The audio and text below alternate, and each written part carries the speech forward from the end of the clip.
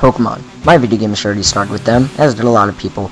And for those of you who play the series, you probably have your favorites and your least favorites. Anyway, for my first official countdown, I'm going to give you my top 5 favorite and least favorite Pokemon of all time. Let's get started.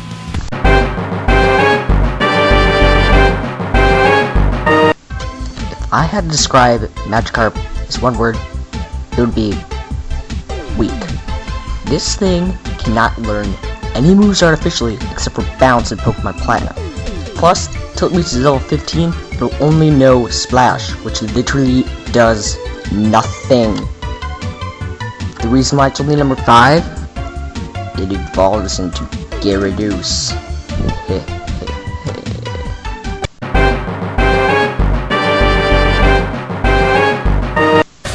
Honchkrow is the big boss Pokemon, because this guy can control other Murkrow to do his bidding.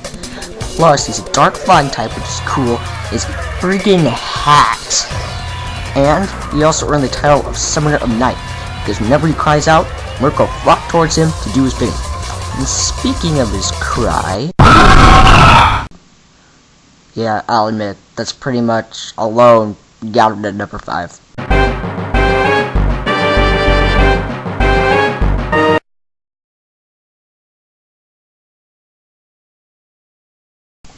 Self-destruct. Next.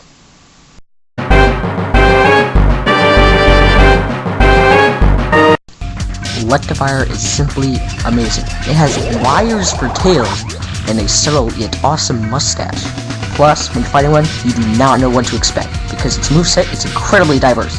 It can learn Rock Slide, all 3 elemental punches, Toxic, Iron Tail, Hyper Beam, Dynamic Punch, Sigil Beam, Earthquake, and even Psychic.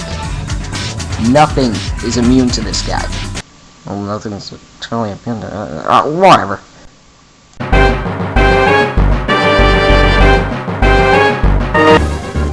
For Darkrai, I have put together a special list of words that I think will cover up everything I need to say. Dark Void, Bad Dreams, Wi-Fi, Ubernoobs. Plus, I find its appearance a little generic.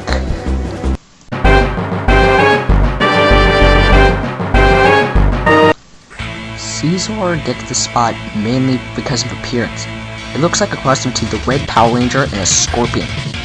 In a good way. Plus, this thing has claws, wings, armor, even cool battle poses. Plus, it's a bug steel type that doesn't look like you could find it at a seafood buffet. Unless it was really run down, or next to a nuclear plant.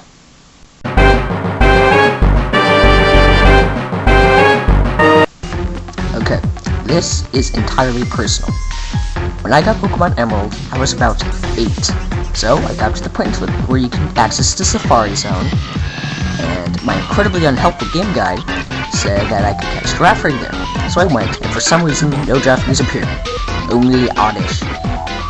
This was incredibly unsettling and emotionally scarring because I was 8, I kept seeing Oddish again and again and again and again. But the 5th time, I broke into tears and just quit. No Giraffing for me. That's a lesson to you kids. I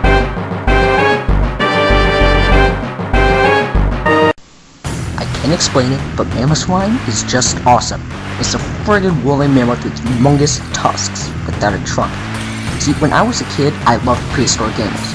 And if there's one thing I like better than prehistoric reptiles, it's prehistoric mammals from about 15 million years ago. So when I saw Mamoswine, I was amazed.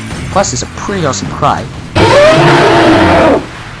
And I still haven't been able to battle with one of these. I am working on getting one in Soul Silver. Soon, though, this find out. Soon.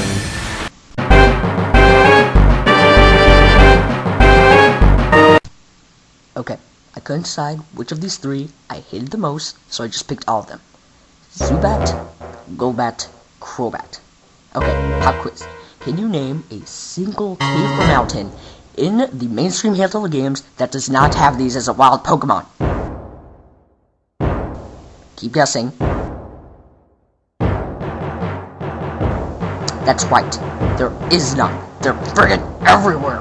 Plus, they always seem to know supersonic or confuse rate, which is really annoying, because I don't want to have to switch out when I'm training to split the experience just to get rid of confusion. Ugh, and Crobat. This is mainly because of Janine from Heart Gold and Soul Silver. When I first fought her in a rematch, this is how it played out. I said no big deal. She says out Crobat. It U-turns into Drapion. I accidentally use a psychic move on Drapion. It has no effect. I spent a lot of time and effort killing Drapion. She sends out Crobat. It U-turns into Weezing. I kill Weezing. She sends out Crobat. It U-turns into Toxicroak. I kill Toxicroak. She sends out Crobat. It U-turns into Venomoth. I kill Venomoth. She sends out Crobat. It U-turns into Ariados. I kill Ariados. And when Crobat was the last one there, I gave it an Aeroblast because it deserved it.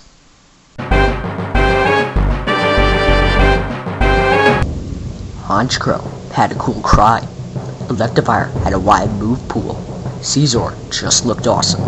Mamoswine sparked my childhood interests. Number 1 has all of these traits. It's Floral Alligator. Listen to the cry. Okay, now that we got that out of the way, it has a pretty nice move.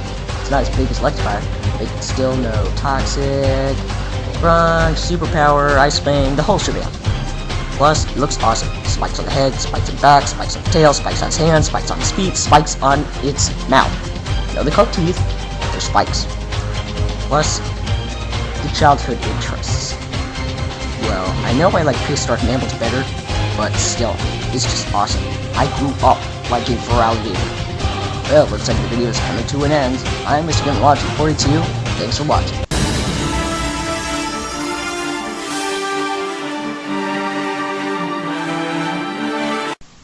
So, that brings the countdown to a list. Yeah, I gotta do the ending over.